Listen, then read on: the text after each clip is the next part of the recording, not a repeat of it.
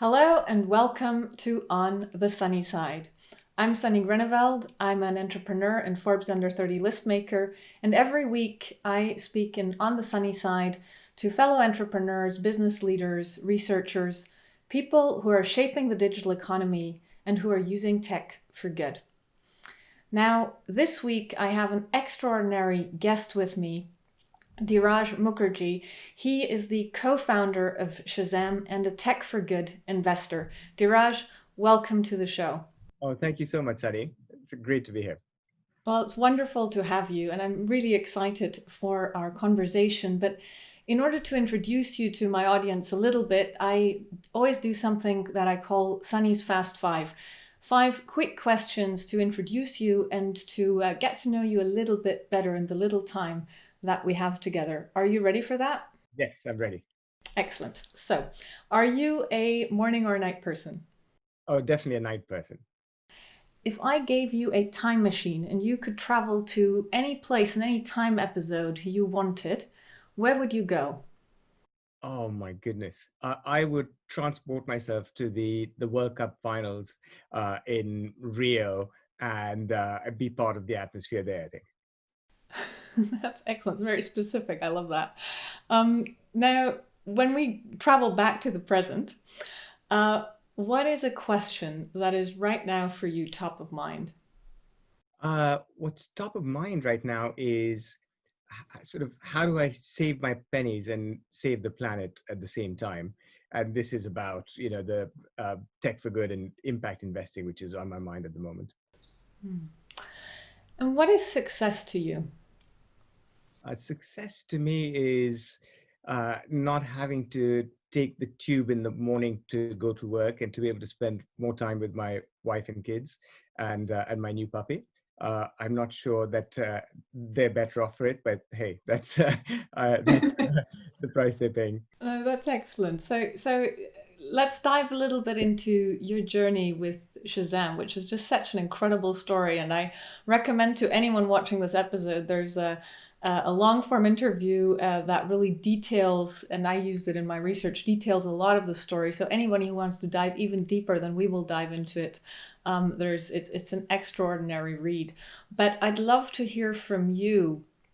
You know, you started Shazam in 1999, and this was before iTunes. This was before the iPhone. This was before we had an app store. So that's extraordinary. And now, if we fast forward to 2018, you exited the company to Apple for 400 million US dollars. So, looking over this entire time span, what has been the best part of the journey for you? The best part of the journey has been, the friendships I've made along the way. I would never have imagined when we started out, but the four of us co-founders have stayed friends that entire time and made lots and lots of other friends along the way who are now sort of all over the world. And I think that's been the best part, the sort of the life experiences and forming these friendships over time. So take us back to those early beginnings of Shazam. Why did you start the company in the first place? Oh, we just wanted to have a bit of a laugh. I mean, we were entrepreneurs. We went to Silicon Valley. Everyone was starting a company, so we thought, why not? We didn't have any ideas. We had no clue what we were doing, but it just seemed to be like the right thing to do at the time. I didn't realize it was going to take 18 years from start to finish, but there you go. And I mean, if you look at it, you started before the bubble bust, but that was sort of your coming of age moment in a way. I mean, that was one of those big setbacks, and I believe you had a few more along those 18 years. What were sort of some of the biggest challenges, and how did you, particularly also, how did you deal with them? Sure. I mean, our timing was spectacularly bad. So we set up the company in 2000. I quit my job the day that the NASDAQ actually peaked and then started going downhill. And then, of course, the bubble blew up, 3 months into the life of the company. And we were stuck and had to deal with a fearsome fundraising environment. The fact that we managed to make it through is a miracle. But yeah, the catalog of setbacks is just will take a lot more than 15 minutes, will take more like 15 hours. But I think that one of the big setbacks was one of our main investors, pulled out of their funding commitment. And so we had to scramble to just, stay financially solvent. We had another crisis a few years later in 2003 and 2004, again, on the brink of bankruptcy. And this time we managed to pull things out of the fire by creating a B2B side of the service and selling it, and which managed to keep us afloat for a few more years. So I think just in general, just living to fight one more day was a repeated theme throughout the early years of Shazam. And what made you stick with it? What really kept this company going for so long until it became this spectacular success? Well, you're too kind. I mean, the way Philippe, my business partner, put it, it's like if you have a kid and the kid is starving, you don't just give up and walk away. You do every single thing that you can to keep that kid alive. And to a certain extent, that was our mindset, and that was our we felt that way as well. This is what we had put heart and soul into, and there was nothing we wouldn't do to just keep alive for one more day. Now, conventional business wisdom sometimes says that, keep business and friendship separate. That is not how Shazam became so successful. What is your take on that piece of advice that's sometimes thrown around? That's interesting. I think we were really lucky because right from the beginning, my co-founders and I, we got along really well. So Chris, Philippe, Avery, and myself. But we shared a sense of humor. We had a similar outlook on life, but we had very, very different skills. So we were quite complementary in terms of what we actually did and what we brought to the team. But underneath that, we had the same sense of values. And I think that was really important. So even though we were similar but different, at the core, we had the same belief system. And I think that what I would say is, as a principle, you want to work with a diversity of people, but have a set of shared values, I guess. And so today you are a tech for good investor. Now, when you invest in teams, how do you look at them? What is important? Yeah, to me, I look for what I call proper entrepreneurs. So people who pick themselves up and dust themselves off after a setback, people who, build castles in the sky in terms of thinking big, and then roll up their sleeves and start building those castles, brick by brick, and don't worry too much about the people who say no and it can't be done, and you'll never get there. And so I guess people who remind me of the types of people I came across in my journey, and they won't all succeed, and that's normal in this game, but I can see the characteristics, in entrepreneurs everywhere. In tech for good specifically, it's hard enough to build a business, but one which has impact as well. So I just feel those characteristics just carry straight through. And when it comes to tech for good, I mean, it's such a broad term. What does tech for good mean in your context? What kind of technology that does good in the world is to you particularly interesting? Yes. So tech for good in my world is deliberately broad. It's a big tent, and I think the guiding light for me is the Sustainable Development Goals, which are developed by the United Nations, and that's an overarching 17 goals which we should all be striving towards as a planet. Now, within that, I think the most critical and topical is number 13, which is the climate crisis. And lots of people are putting a lot of energy in that direction. And for myself as well, I know nothing about renewable technology or clean tech, for instance, but it's great to be able to learn through interacting with people, speaking with other investors, hearing from experts. What I'm particularly excited about, I guess, is some of these exponential technologies which one sees in the digital domain, like Moore's law.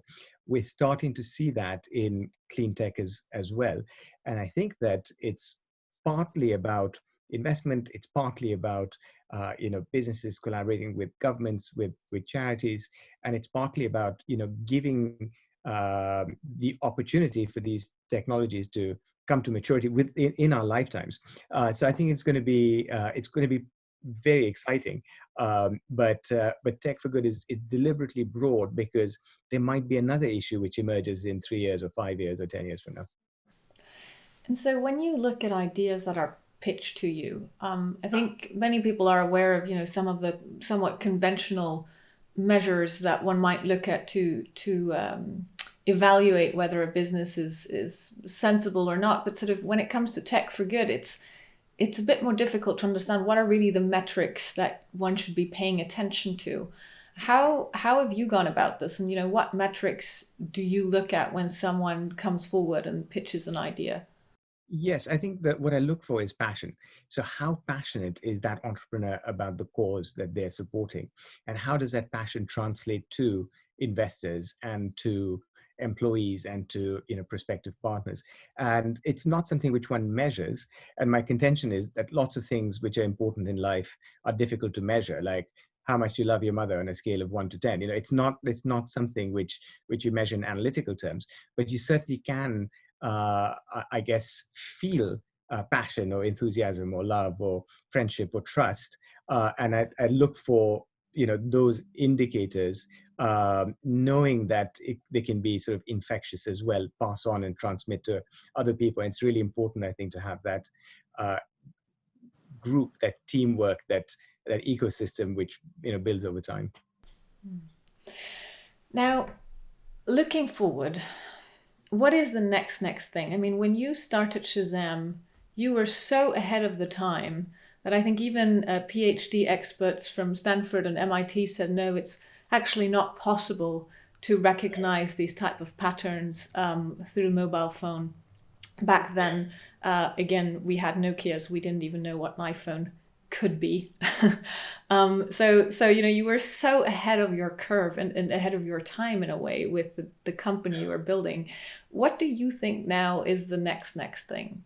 What are you looking to in terms of future technologies? Yeah, I think that we generate so much data about ourselves, which is not held by ourselves. It's held by third parties, who can then develop algorithms which give us videos which we might like or movies we might enjoy. But I can't wait for the day where we actually have visibility into our own habits, our own patterns, and can make decisions about spending our time, investing our energy, things which we should be doing differently. And I don't feel it's out of the question. I don't think that it's a technological kind of dream, but I definitely can anticipate a world where we get to know ourselves better and how we can contribute to the rest of society better by understanding our patterns and behaviors from all the data which we generate in the digital world, but also to a certain extent in other worlds, in the physical world.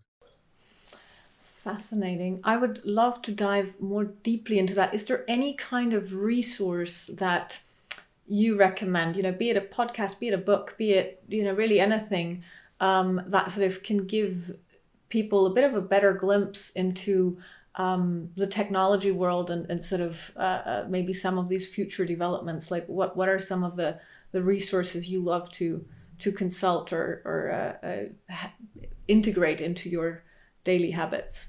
Sure. I mean, the recent event is my wife and kids being locked in with me, got really desperate and bought themselves a puppy. And so I've been taking the dog out for a walk. And I have these, incredible conversations, because the stereotype of British people is that they're, very reserved. If you have a dog, all bets are off. You stop, you chat, you introduce yourself. And I really enjoy that, being able to get different perspectives thanks to Charlie's wandering. And I think the thing which comes to mind, the book which I read when I was a kid, was How to Win Friends and Influence People by Dale Carnegie, which must have been written in the 1950s. And I think that's the most important thing, is to be able to connect and relate with people, because entrepreneurship, I think, is is a journey. It's always hard work. It's always uphill, but you meet so many people as you go. And if you can win them over to your thinking, then that just gives you a better chance of success. So that would be my, my advice for what it's worth. Either Lockdown Puppy or How to Win Friends and Influence People some other way. Oh, that's two wonderful pieces of advice. Now, all great thing comes in threes, and that's how I'd love to also come to a close in this conversation, which is if you could give your younger self back in 1999 some advice, entrepreneurial or just generally for the life that was ahead, what would you tell young Dhiraj? Yeah, so I didn't realize that overnight success wouldn't happen, would take 18 years. So I blew it. So I would say just misspend your youth. It's just much more graceful than misspending your middle-aged years. So so that would be my advice. Well, Dhiraj, thank you so much for this conversation. I've had so much fun. I'm thinking about getting a puppy now. Um, and I really appreciate your time and your insights. Thank you. Fantastic. I really enjoyed it too. So thank you so much. I loved it. Thank you, Dhiraj. So here on the sunny side, we will continue next week with a new episode. If you have enjoyed this one, I hope you subscribe so you get the alerts. And also, please do leave a comment or feedback on, what you thought about the conversation. If there's anything you would love to understand from future entrepreneurs, any questions you'd like me to ask, I'd be delighted to get your feedback on that. And until then, I wish you a wonderful week, and I look forward to seeing you back on the sunny side.